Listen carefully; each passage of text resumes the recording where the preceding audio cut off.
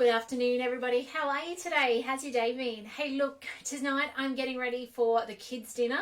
Hubby and I are not having this, but the kids are. We've got some leftovers from last night. We are loving having leftovers, which is kind of rare that we even have leftovers these days. With 6 of us, usually they're not leftovers, so this is awesome.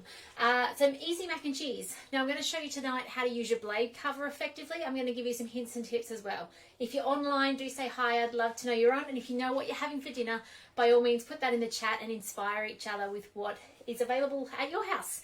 So we could go straight to start cooking. I am skipping some steps and I've got some hints and tips because if you've noticed this recipe before on Cookie Do, you might have noticed that it's not rated very highly.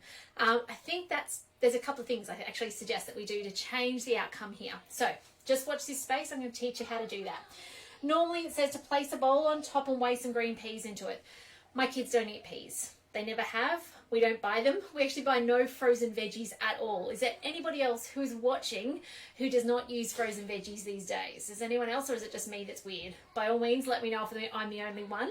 But we're going to skip the frozen peas start. We're just not going to even put that in at all. Set aside.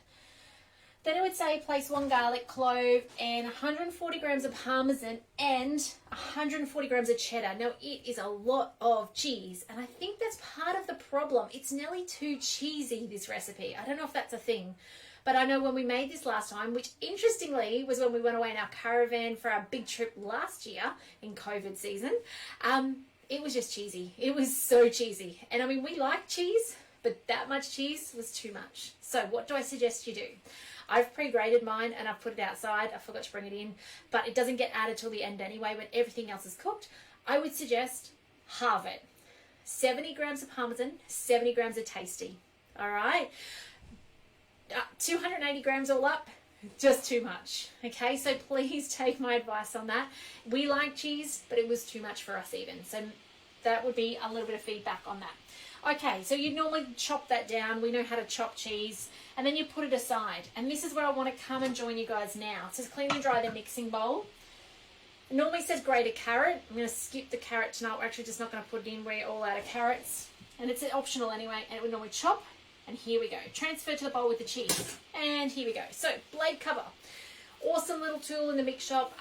$34.95 to get your blade cover. Or if you host a demo this month and a friend's ready to buy, you get it for free. So it's a handy little tool to have.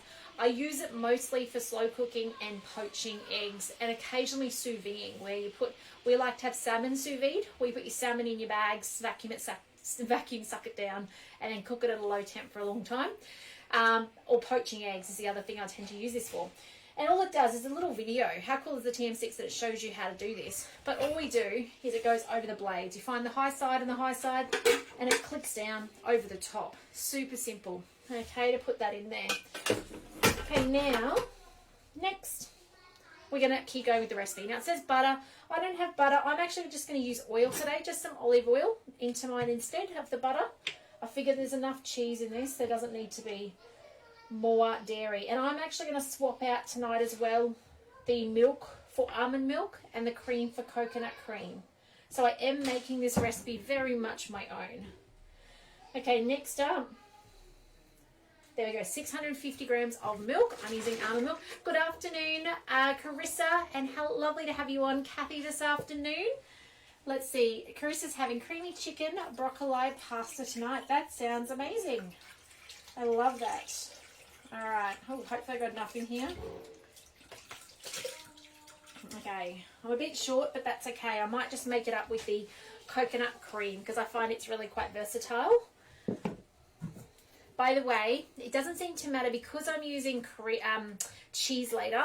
I reckon you don't really taste the nut milk. Oh, golly gosh, I can't get this up. You don't actually taste the nut milk in it. Well, I don't think you taste the nut milk.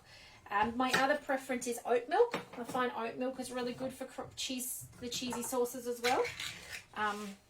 So yeah, just a little suggestion there. Okay, there we go. It's going to ask for the cream next anyway, which I'm using the coconut cream. And that goes. Oh, a little bit more. We're nearly done. I love how simple this recipe is. Now, it needs to be stock, and I didn't bring the stock in. So I'm going to add that off camera. Another little tip, okay? Use your veggie stock. Instead of half a teaspoon, put in 2 teaspoons of veggie stock instead of the half a teaspoon. So whenever you see salt in a main meal, put in 4 times the amount, which will then give you that beautiful flavour that veggie stock enhances everything with. So I'll come back and do that off camera later when you guys are doing other things. And then what's pepper? 1/4 teaspoon of pepper. Don't be shy on the pepper.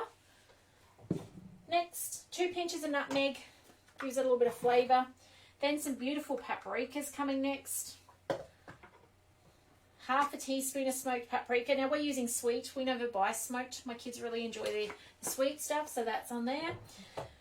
1/2 teaspoon of Dijon. Oh, I forgot that. I left it in the fridge. Got a bit distracted at the end there. Okay, Worcestershire sauce. So we'll grab it out. I'll do it off camera, okay? You just don't need to see me run out and grab that. I don't know what a dash is. What do you reckon? I'm just going to do squeezes. 1, 2, 3, 4. Probably if you're not a fan of Worcestershire sauce, then probably go for 3. Okay, my kids don't seem to mind it. Reserved carrot, which we didn't do. And now our pasta. So how easy is that? And now it's going to cook for 22 minutes. Now, it may need a little bit longer. When I made this last time in the caravan, I do remember extending the cook time by 5 minutes. It was the first time I'd ever made it, so I don't remember if maybe it was something I did differently or whether it actually needed that time. So it is well worth checking. Oh, and also I'm using gluten-free pasta, so maybe that makes a difference as well. But I would certainly suggest checking. I'm going to put the whole lot in. There we go. Certainly suggest checking that your pasta's cooked before you finish. And if it's not, hit the back step and do it again. But don't do it for the full time again. You just want to do it until it's cooked, so keep an eye on it. Mix with the spatula. In that goes. I'll just show you what's in there at the moment. Oop, I've got enough length. Kind of. There it is. It's a bit of a sloppy mess. And then, next, insert the lid into the mixing bowl, and then we're done. That is how easy it is to cook the mac and cheese. How awesome is that? So then at the end of this time, all you're going to do is put your cheese and your garlic from first step in, stir it together, and it's ready to serve. So incredibly simple. So if you've not tried this recipe, I would say give it a go. You saw the little tips though. Veggie stock, well, you didn't see that one. I'm going to do it soon. Veggie stock instead of salt. Half as much cheese. Go easy on the cheese. All right. And you don't need to do, unless you're dairy free, just use your normal milk and normal cream. You don't have to do the alternatives. That's just because with the cheese in there, if I do dairy if I do milk and cream as well as cheese, that's going to equal tummy aches in our house. So by me do it that way, means I can still put the cheese on top and it's not going to have the same problems. But there you go. I hope you'll give this recipe a go. Don't do it if you haven't got blade cover, okay? It's not going to go so well without the blade cover. So you need a blade cover for this recipe. Let me know if you need a hand with it. So if you're doing this recipe and you get to the end and your macaroni's not cooked, give me a call. I would love to help you master this recipe because it's an amazing recipe. My kids are going to absolutely love this tonight. By the way, if you need help with Thermomix, if you need inspiration, if you need help converting recipes, please don't ever hesitate to reach out.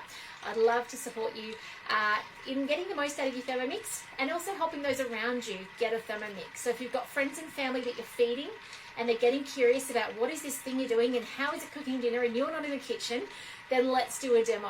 Just takes half an hour online, show them what it's all about, answer their questions so that they've got the information they need to decide if it's something they want to use in their kitchen in the future. But otherwise, guys, have a fantastic afternoon and evening. I'll see you tomorrow afternoon. It'll be Friday. Where has this week gone? And let me know if I can help in any way. Take care, and I'll see you then. Bye, guys.